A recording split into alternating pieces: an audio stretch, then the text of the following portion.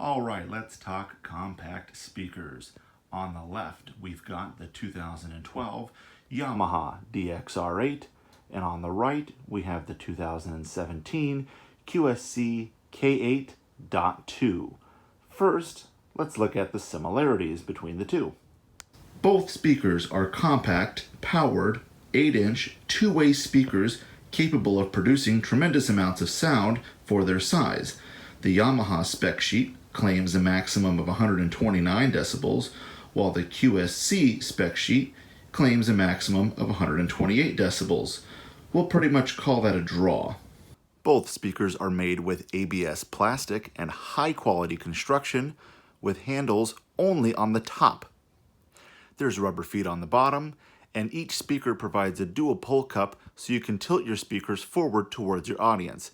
Yamaha's is a 7-degree tilt, QSC's is 7.5 degrees. Each speaker also comes with various fly points on the top and on the sides for different rigging opportunities. Both speakers have LED indicators on the front that you can choose to have on or off. Both speakers also provide a mic and line input on channel 1 and a mix out for their various inputs.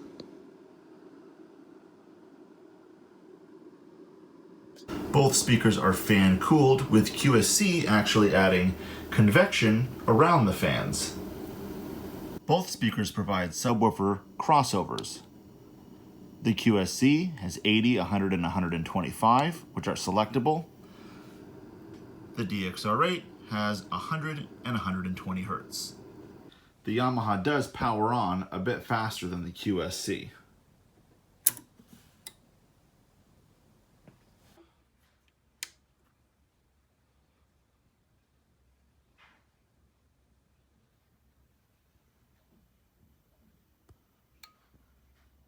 So up until this point, it's a pretty even race. In fact, having owned the Yamaha DXR8s for the last 4 years and using them at all kinds of events, I will tell you they're extremely well made, very loud, very versatile, very portable, and very clear for speech. But the new K.2 series does a few things that are extra that you may be interested in. Let's take a look at what sets them apart. First, with the K.2 series, QSC has finally given their 8-inch speaker a wedge so it can be properly used as a monitor. If you want the DXR to do the same, you'll have to come up with your own wedge to put it on, because it's just going to mostly lay flat on the ground. Now, of course, you can't talk about powered speakers without talking about the power itself. There's a big difference here, as QSC's K8.2 series boasts a 2,000 watt peak power output, while the Yamaha DXR8 has an 1,100 watt peak power output. RMS power is rated at 700 watts for the Yamaha and 1,000 watts for the K8.2. I actually think the DXR8s keep up surprisingly well with the K8.2s as they get louder, and those DXRs really push out a lot of sound for their size.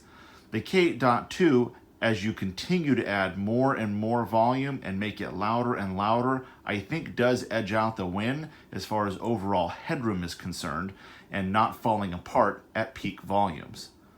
The Yamaha DXR8 has a 90-degree dispersion out towards your audience, while the QSC K8.2 has 105 degrees, a little bit wider. This may or may not matter to you depending on the applications and the rooms that you're using them in. I should mention that Yamaha's DXR8 comes with a 7-year warranty, which is pretty spectacular, and QSC's comes with a 6-year warranty when you register the product. Not too shabby. The slight edge goes to Yamaha. The K8.2s have locking connectors for both inputs A and B, as well as for the power cord itself, a good insurance policy against anything getting knocked around during an event. Unfortunately, the DXR8 has none of these locks, but it hasn't been much of a problem over the years, though it is nice to have.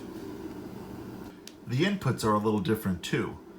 Yamaha has a mic line for input 1, 1/4-inch dual inputs for input 2, and RCA inputs for input 3. QSC has a selectable mic or line for input A, high Z or line for input B, so you could plug a guitar directly into input B while using a microphone on line A, if that's the type of performer you are. Or input C provides a 1/8 jack for iPods or other external accessories. And actually, when you go to switch it, it even tells you, if I can get this to come in focus, there we go. If you're going to switch your input, it wants to make sure, are you sure? It does that on both lines. The digital signal processing is where things really get different, as Yamaha provides two options for you, a front of house main or a monitor section, while QSC actually has a bevy of options from default to live, live bright, which is a little bit harsh in my opinion, dance, which adds more high-end and low-end, stage monitor 1 if you're using a microphone, stage monitor 2 if there's no microphone, like for a drum kit. If you have a guitar, as I just said, and a vocalist using the same speaker, you would set that on DSP. You can use it as a bass amp, hand mic to eliminate some feedback, head mic if you're in a church sanctuary type of setup, maybe you're using a head mic for something else, and a studio monitor. In addition to the DSP, QSC also has a delay feature if you're using multiple systems.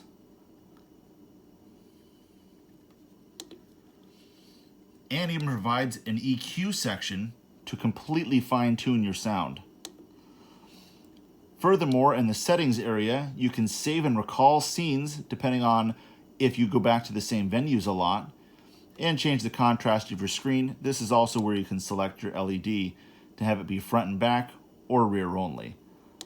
I like to leave it in rear only, as I mentioned in another video, because a lot of the weddings that I do, I don't want a little blue light in the background of anybody's photos, but that's just personal preference.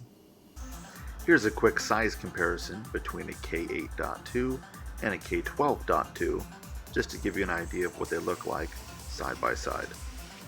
If you're a solo performer or someone who may need a stage monitor, perhaps the K8.2 is for you. If you need absolute maximum headroom, perhaps the K8 is for you. If you just need a really good, solid, compact speaker, the DXR8 is probably fine, and you can find them used now for some pretty good deals. Either way you go, they're both high-quality speakers that should provide years of quality sound. Thanks for watching. Subscribe for more content. See you next time.